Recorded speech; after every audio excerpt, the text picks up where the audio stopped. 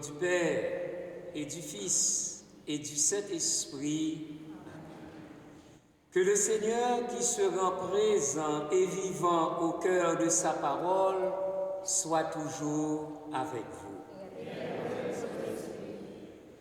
Nous sommes rassemblés aujourd'hui autour du Seigneur qui vient à nous dans le partage du pain de la parole et de l'Eucharistie. Puissions-nous vivre notre rassemblement comme si c'était la première fois, dans la joie et l'émerveillement d'un Dieu qui se fait si proche de nous. Laissons-nous toucher par sa miséricorde. Seigneur Jésus, ta parole se fait réconfortante dans nos doutes. Béni sois-tu et prends pitié de nous. Béni sois-tu et prends pitié de nous. Ô Christ, ta présence dans le pain de vie comble nos manques et nos faim. Béni sois-tu et prends pitié de nous. Béni sois-tu et prends pitié de nous. Seigneur, tu es un baume d'espérance au milieu des épreuves. Béni sois-tu et prends pitié de nous. Béni sois-tu et prends pitié de nous. Que Dieu Tout-Puissant nous fasse miséricorde, qu'il nous pardonne nos péchés et nous conduise à la vie éternelle.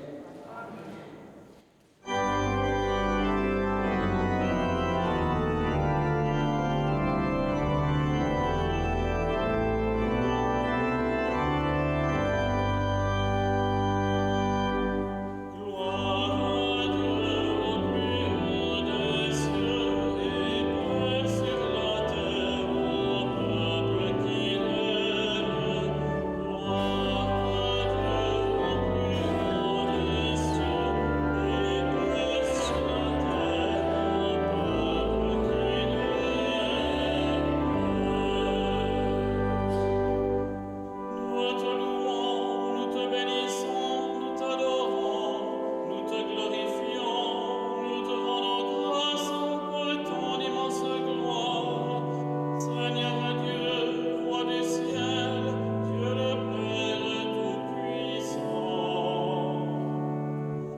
Gloire à Dieu au plus haut des cieux et paix sur la terre au peuple qu'il aime. Seigneur, Fils unique Jésus-Christ, Seigneur Dieu, agneau de Dieu, le Fils du Père, toi qui enlèves les péchés du monde, prends pitié de nous. Toi qui enlèves les péchés du monde, reçois notre prière. Toi qui es assis à la droite du Père, prends pitié de nous.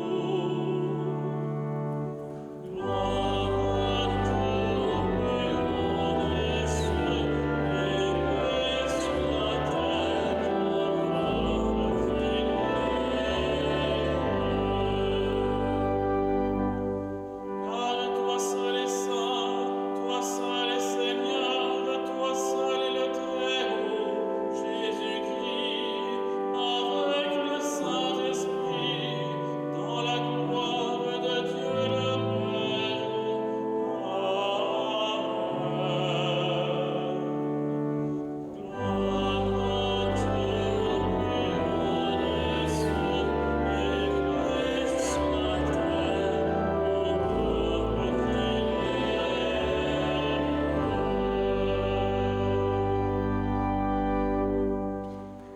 Prions le Seigneur.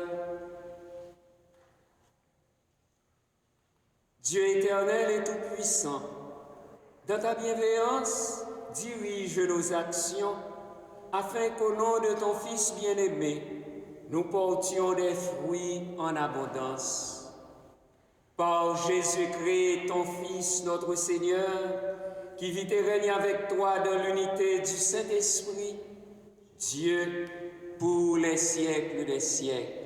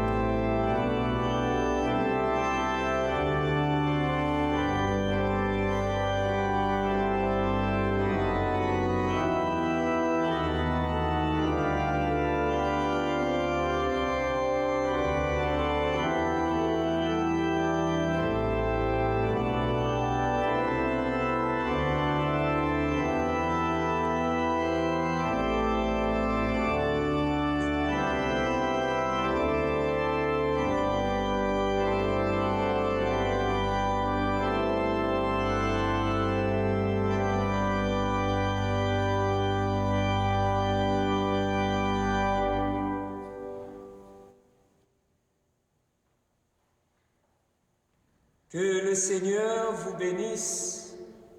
Allez maintenant proclamer dignement sa parole à vos frères et sœurs, au nom du Père et du Fils et du Saint-Esprit.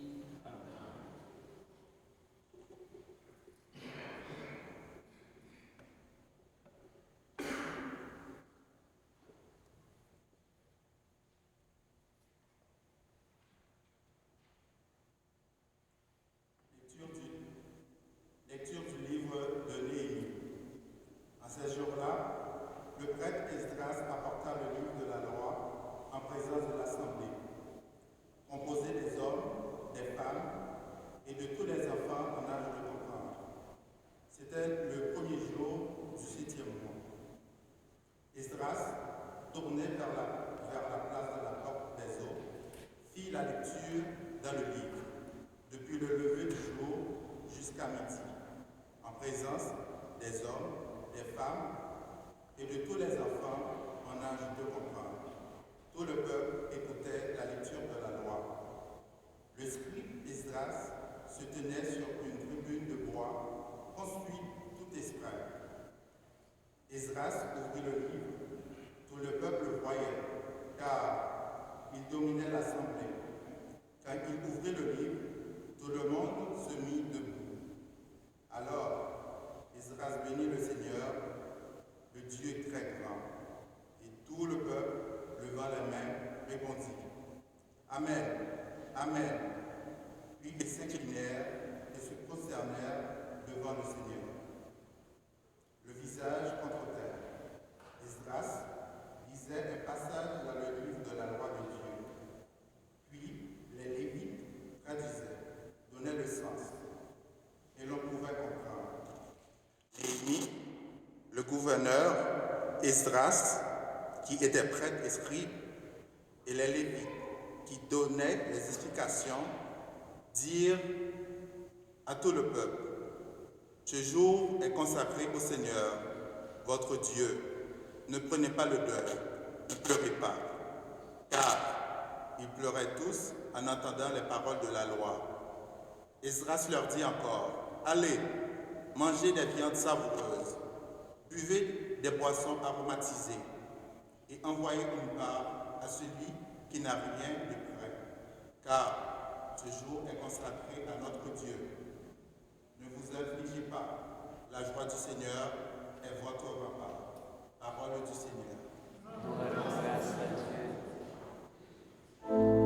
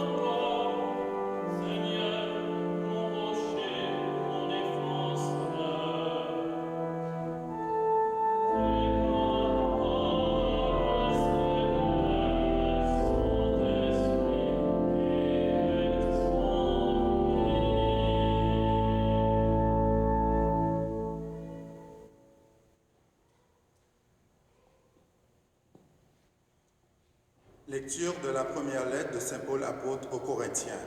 Frères, prenons une comparaison. Le corps ne fait qu'un. Il a pourtant plusieurs membres. Et tous les membres, malgré leur nombre, ne font qu'un seul corps. Il en est ainsi pour le Christ.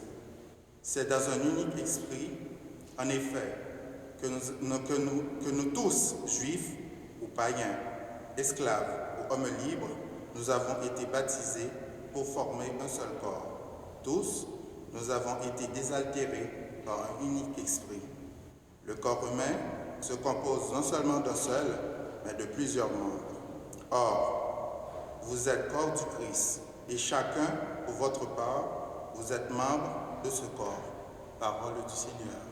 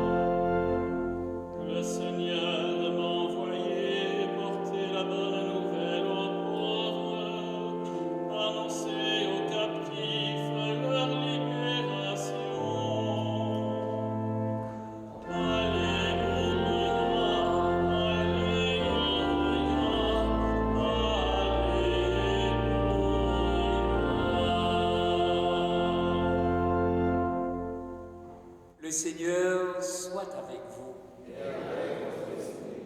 Évangile de Jésus-Christ selon saint Luc.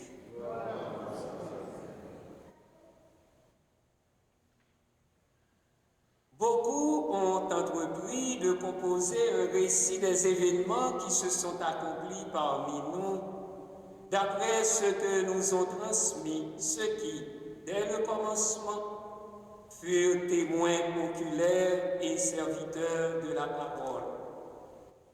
C'est pourquoi j'ai décidé moi aussi, après avoir recueilli avec précision des informations concernant tout ce qui s'est passé depuis le début, d'écrire pour toi, excellent Théophile, un exposé suivi, afin que tu te rendes bien compte de la solidité des enseignements que tu as entendus. En ce temps-là, lorsque Jésus, dans la puissance de l'Esprit, revint en Galilée, sa renommée se répandit dans toute la région. Il enseignait dans les synagogues et tout le monde faisait son éloge. Il vint à Nazareth où il avait été élevé. Selon son habitude, il entra dans la synagogue le jour du sabbat et il se leva pour faire la lecture. On lui remit le livre du prophète Isaïe. Il ouvrit le livre et trouva le passage où il est écrit « L'Esprit du Seigneur est sur moi, parce que le Seigneur m'a consacré par l'onction.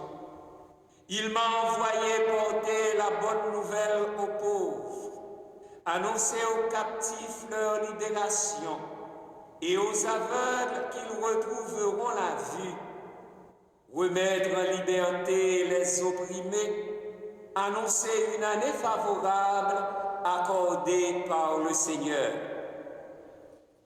Jésus referma le livre, le rendit au servant et s'assit. Tous, dans la synagogue, avaient les yeux fixés sur lui. Alors il se mit à leur dire « Aujourd'hui s'accomplit ce passage de l'Écriture que vous venez d'entendre. » Acclamons la parole de Dieu.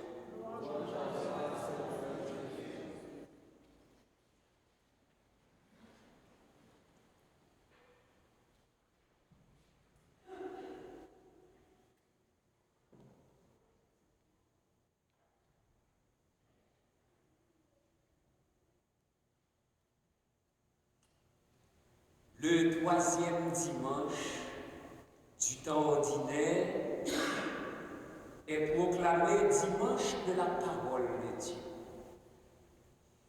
Dimanche de la parole de Dieu, pourquoi? Parce que le pape François veut que les chrétiens catholiques se familiarisent davantage avec la parole de Dieu.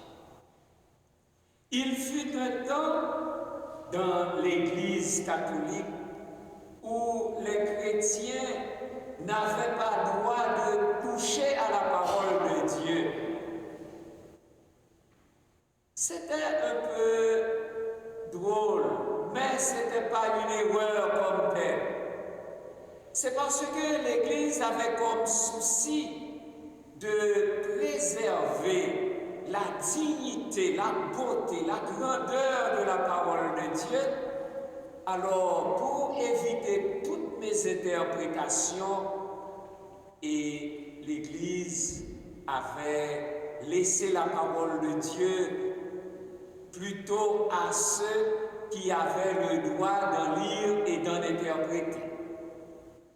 Mais avec le Concile Vatican II, et particulièrement avec la constitution Dei Verbum, c'est-à-dire le Verbe de Dieu, Dei Verbum nous aide à découvrir la grandeur de la révélation. La parole de Dieu est toujours une révélation. Et à travers cette révélation, nous avons aujourd'hui accès à la parole de Dieu. Nous avons accès à lire la parole de Dieu. Un chrétien, une chrétienne catholique devrait avoir une Bible à la maison. Pas n'importe laquelle. Avoir une Bible qui comporte 73 livres. La Bible catholique comporte 73 livres. C'est-à-dire avoir l'entièreté de la parole de Dieu. Et cette entièreté de la parole de Dieu, nous la lisons chaque 3 ans. L'Église nous fait lire l'entièreté de la Bible. Aujourd'hui, en ce dimanche de la parole de Dieu, il y a quelque chose de particulier dans la première lecture. Le prophète Néhémie rapporte le jour consacré au Seigneur, et ce jour-là, il y avait le scribe Esdras qui proclamait sur une tribune élevée au milieu du peuple. Et tout le monde écoutait la parole de Dieu avec émotion. Cette parole de Dieu proclamée ce jour-là, c'était du matin à midi et de midi au soir.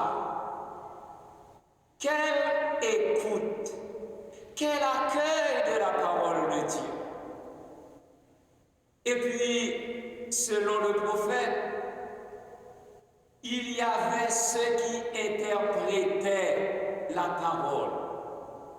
On dirait que non seulement il y a la proclamation de la parole de Dieu, mais il y avait comme une homélie. Le peuple avait besoin de comprendre. Tous ceux qui étaient en âge de comprendre, les adultes, les enfants en âge de comprendre, tous écoutaient la parole de Dieu. Et à la fin, les gens pleuraient. Et le prophète, le prêtre, Esdras de leur dire, ne pleurez pas, ne prenez pas de deuil. La joie du Seigneur est votre rempart. On dirait que de loin, cette lecture, c'est déjà un signe, le symbole de ce que nous célébrons aujourd'hui. Nous avons dans l'Église Lambon, le lieu où je me trouve. Lambon, c'est le lieu de la parole de Dieu. Alors, c'est comme cette tribune élevée. Et puis, l'homélie, c'est une explication de la parole de Dieu. Vous allez me dire que peut-être je suis un tradit. Non. Autrefois, on disait, celui qui n'écoute pas l'évangile, puisque l'évangile c'est le sommet de la parole de Dieu, celui qui n'écoute pas l'évangile comme premier sommet ne peut pas s'approcher de l'Eucharistie, même si la personne suit tout le reste. Eh bien, c'est pour montrer l'unité entre l'écoute de la parole de Dieu et particulièrement l'évangile qui est le sommet de la liturgie de la parole, avec le par lui, avec lui et en lui, qui est le sommet de la liturgie eucharistique. L'homélie doit être une explication de la parole de Dieu. Et c'est pourquoi Jésus est entré dans une synagogue dans son pays de Galilée pour assister à la prière. Mais tout d'abord, Luc prend le temps de nous dire, mon ami Théophile, c'est-à-dire l'ami de Dieu, Théophile n'est pas précisément une personne, mais tous ceux, toutes celles qui écoutent la parole de Dieu et qui en vivent, vous êtes des amis de Dieu. Vous êtes des Théophiles, amis de Dieu. Alors, je prends le temps de vous écrire quelque chose pour la solidité de votre foi. Alors, c'est l'évangéliste Luc qui commence son texte, Luc chapitre 1er, avec ces versets. C'est la parole de Dieu proclamée pour notre solidité dans la foi, pour nous aider à grandir et à découvrir comment Dieu est bon, il est celui qui réalise ses promesses. Et puis, la liturgie va puiser le reste du texte au chapitre 4. Dans la synagogue, Jésus reçoit le livre et il l'ouvrit au passage du prophète Isaïe. L'Esprit du Seigneur est sur moi, parce que le Seigneur m'a consacré par l'onction. Ainsi, Jésus inaugure son ministère de salut universel, son ministère de libération. Il vient libérer les opprimés, il vient libérer les aveugles, que les aveugles voient, que ceux qui sont en prison retrouvent la liberté. Il vient proclamer une année favorable accordée par le Seigneur. Quelle chance avons-nous en cette année 2025, l'année du jubilé ordinaire de l'Église, et bien d'entendre que c'est le Seigneur lui-même qui nous convoque et qui veut nous adresser, qui veut nous donner une année favorable, une année durant laquelle nous avons à vivre en plénitude la beauté de la parole de Dieu. Découvrir que Dieu ne se résume pas seulement à une promesse, mais en Jésus-Christ s'accomplit aujourd'hui les paroles que vous venez d'entendre. C'est aujourd'hui, et cette parole, c'est Jésus lui-même, le Verbe fait chair. Nous sommes les membres de son corps. Que la parole de Dieu, cette sève vivifiante qu'est Jésus lui-même, qu'il nous vivifie, qu'il nous fortifie, qu'il nous réconforte Que la parole de Dieu soit lumière sur notre chemin. Que la parole de Dieu soit source de vie pour chacun et chacune de nous. Et que Jésus-Christ soit notre aujourd'hui et demain jusqu'à la vie éternelle. Qu'il soit avec vous.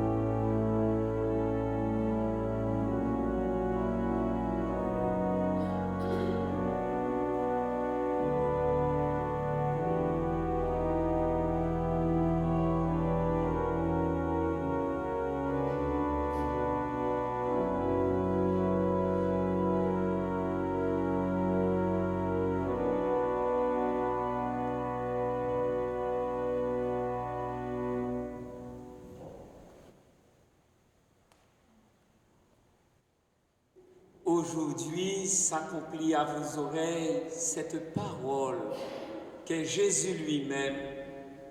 Cette parole s'accomplit. Redisons avec foi, avec confiance, la foi de l'Église. Je crois en Dieu, le Père Tout-Puissant, Créateur du ciel et de la terre, et en Jésus-Christ, son Fils unique, notre Seigneur, qui a été conçu du Saint-Esprit, est né de la Vierge Marie, a souffert sous Ponce Pilate, a été crucifié, est mort et a été enseveli, est descendu aux enfers, le troisième jour est ressuscité des morts, est monté aux cieux, est assis à la droite de Dieu le Père Tout-Puissant, d'où il viendra juger les vivants et les morts. Je crois en l'Esprit Saint, à la Sainte Église catholique, à la communion des saints, à la rémission des péchés, à la résurrection de la chair, à la vie éternelle. Amen.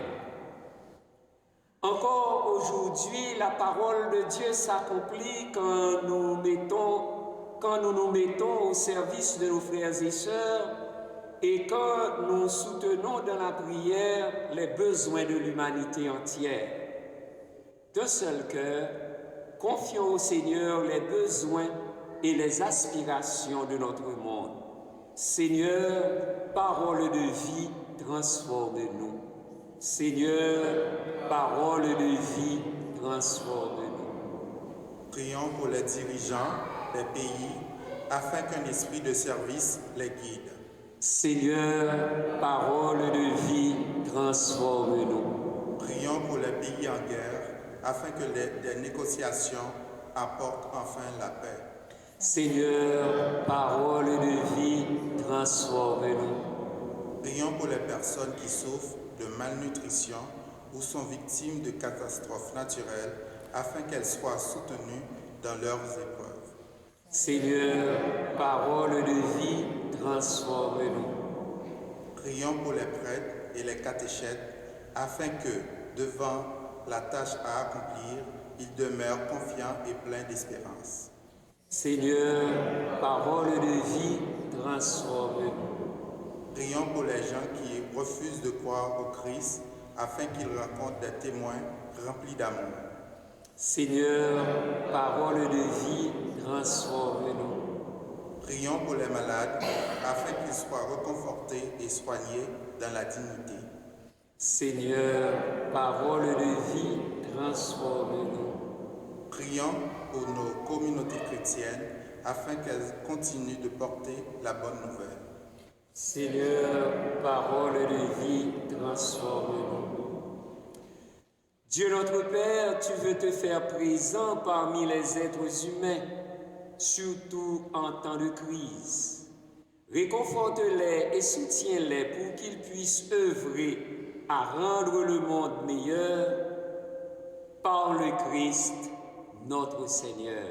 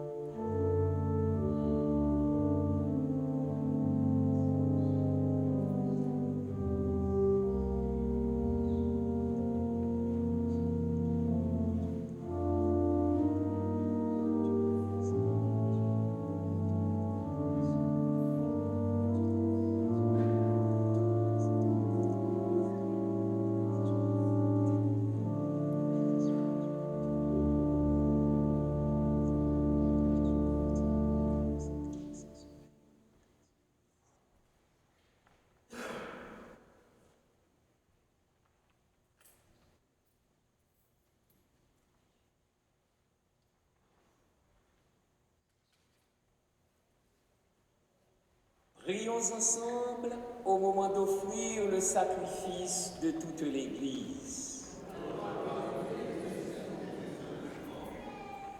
Accueille avec bienveillance nos présents, nous t'en prions Seigneur, qu'ils soient sanctifiés et servent ainsi à notre salut par le Christ, notre Seigneur. Le Seigneur soit avec vous. Élevons notre cœur. Rendons grâce au Seigneur notre Dieu. Vraiment, il est juste et bon pour ta gloire et notre salut de t'offrir notre action de grâce toujours et en tout lieu, Seigneur, Père très saint, Dieu éternel et tout-puissant, par le Christ notre Seigneur. Dans le mystère de sa Pâque, il a fait une œuvre merveilleuse, car nous étions esclaves de la mort et du péché, et nous sommes appelés à partager sa gloire. Nous portons désormais ses noms glorieux, descendance choisie, sacerdoce royal, nation sainte, peuple racheté. Nous pouvons annoncer au monde les merveilles que tu as accomplies, toi qui nous appelles des ténèbres à ton admirable lumière. C'est pourquoi, avec les anges et les archanges, avec les puissances d'en haut et tous les esprits bienheureux, nous chantons l'hymne de ta gloire et sans fin nous proclamons.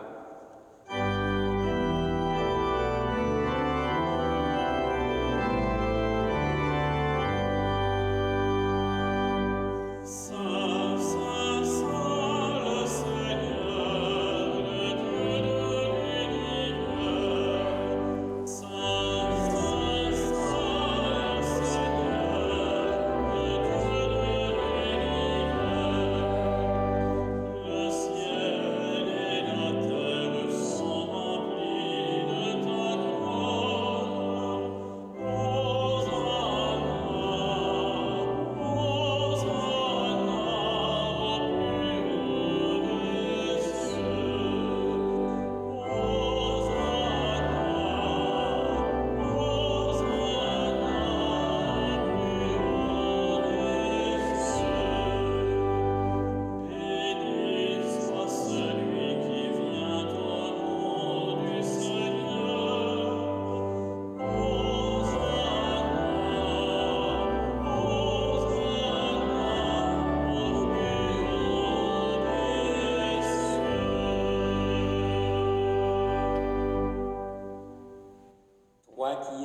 Père Saint, toi qui es la source de toute sainteté, Dieu notre Père, nous voici rassemblés devant toi et dans la communion de toute l'Église, nous célébrons le jour où le Christ est ressuscité d'entre les morts. Par lui que tu as élevé à ta droite, nous te prions. Sanctifie ces offrandes en répandant sur elles ton esprit, qu'elles deviennent pour nous le corps et le sang de Jésus, le Christ, notre Seigneur.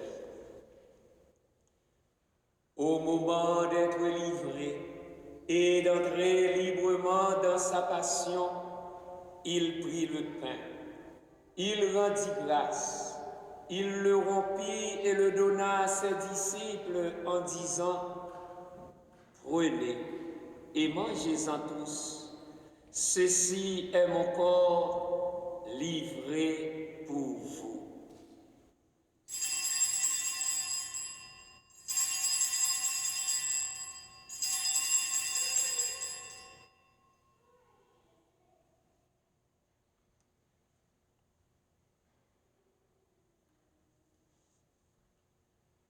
De même, après le repas, il prit la coupe. De nouveau, il rendit grâce et la donna à ses disciples en disant « Prenez et buvez-en tous, car ceci est la coupe de mon sang, le sang de l'alliance nouvelle et éternelle, qui sera versé pour vous et pour la multitude en rémission des péchés. Vous ferez cela en mémoire de moi. »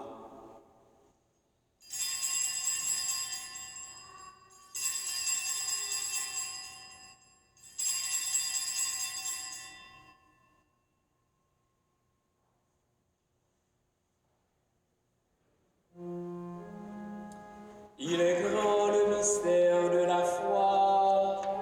Nous annonçons ta mort, Seigneur Jésus. Nous proclamons ta résurrection. Nous attendons ta venue dans la gloire. En faisant ainsi mémoire de la mort et de la résurrection de son Fils, nous t'offrons, Seigneur, le pain de la vie et la coupe du salut. Et nous te rendons grâce, car tu nous as estimés dignes de nous tenir devant toi pour te servir. Humblement, nous te demandons qu'en ayant part au corps et au sang du Christ, nous soyons rassemblés par l'Esprit Saint en un seul corps. Souviens-toi, Seigneur, de ton Église répandue à travers le monde. Fais-la grandir dans ta charité, en union avec notre pape François, notre évêque Christian et tous les évêques, les prêtres et les diacres. Souviens-toi aussi de nos frères et sœurs qui se sont endormis dans l'espérance de la résurrection. Souviens-toi de Rachel Archambault. Souviens-toi de Mariette Corbeil Archambault. Et souviens-toi de ta miséricorde de tous les défunts. Accueille-les dans la lumière de ton visage. Sur Pierre-Richard Saint-Ville, sur Emmanuela Rosier en action de grâce, sur Dano Norseïd à l'occasion de son anniversaire de naissance, sur Dodjerno Norseïd, sur Ali Laribi, sur Claudel Petit-Homme en action de grâce, et sur nous tous, enfin, nous implorons ta bonté. Permets qu'avec la Vierge Marie, la bienheureuse Mère de Dieu, avec Saint Joseph, son époux, les apôtres, Saint Vincent de Paul et tous les saints qui ont fait ta joie au long des âges, nous ayons part à la vie éternelle et que nous chantions ta louange et ta gloire par ton Fils Jésus, le Christ.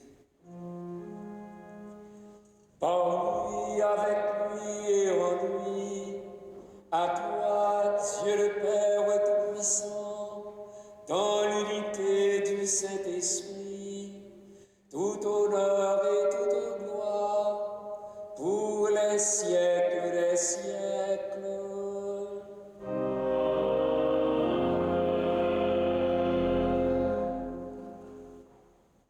Unis dans le même esprit, nous pouvons dire avec confiance la prière que nous avons reçue du Sauveur.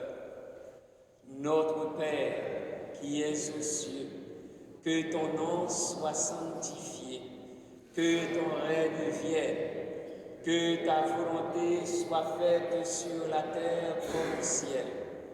Donne-nous aujourd'hui notre pain de ce jour.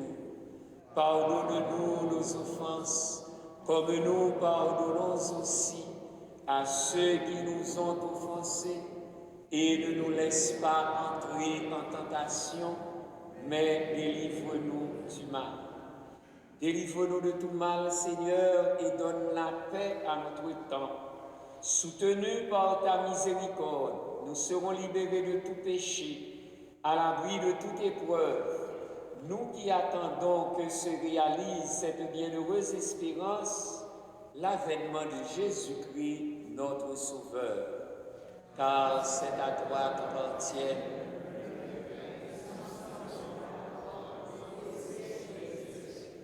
Seigneur Jésus-Christ, tu as dit à tes apôtres, je vous laisse la paix, je vous donne ma paix. Ne regarde pas nos péchés, mais la foi de ton Église. Pour que ta volonté s'accomplisse, donne-lui toujours cette paix et conduis-la vers l'unité parfaite, toi qui vis et règnes pour les siècles des siècles. Que la paix du Seigneur soit toujours avec vous.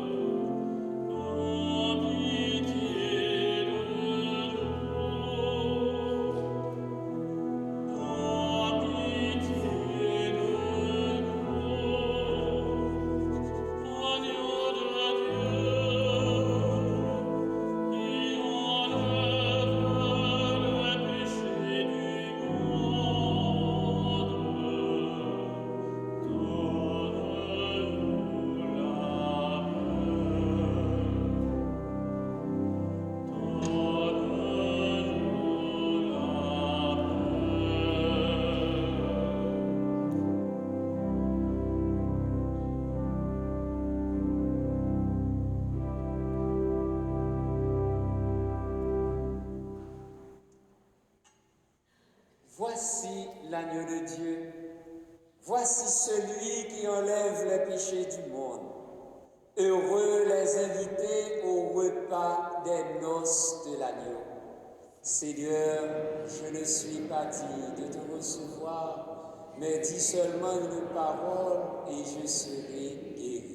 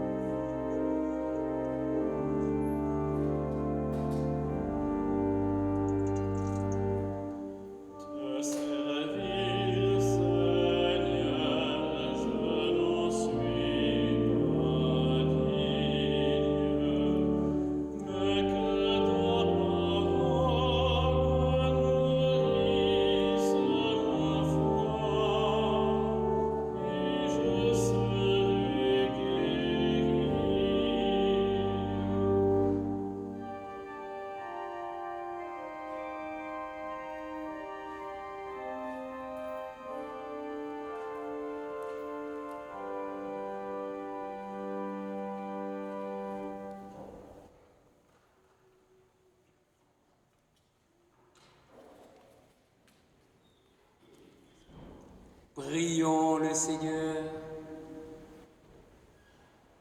Nous t'en prions, Dieu Tout-Puissant. Nous recevons de toi la grâce qui fait vivre. Fais que nous trouvions toujours notre gloire dans ce que tu nous donnes par le Christ, notre Seigneur. Amen. Merci à chacun et à chacune de vous. Merci à l'équipe pastorale qui nous a aidés à vivre cette Eucharistie. C'est le dimanche de la parole de Dieu. Peut-être c'est aussi l'occasion de renouveler notre relation avec la parole de Dieu. Il ne nous suffit pas simplement d'écouter la parole de Dieu à travers une Eucharistie, mais prenons ensemble le goût de lire la parole de Dieu à la maison, de la méditer, parce que l'aujourd'hui de Dieu réside dans sa parole. Le Seigneur soit avec vous. Que Dieu Tout-Puissant vous bénisse, le Père et le Fils et le Saint-Esprit. Allez dans la paix du Christ. Bon dimanche et bonne semaine.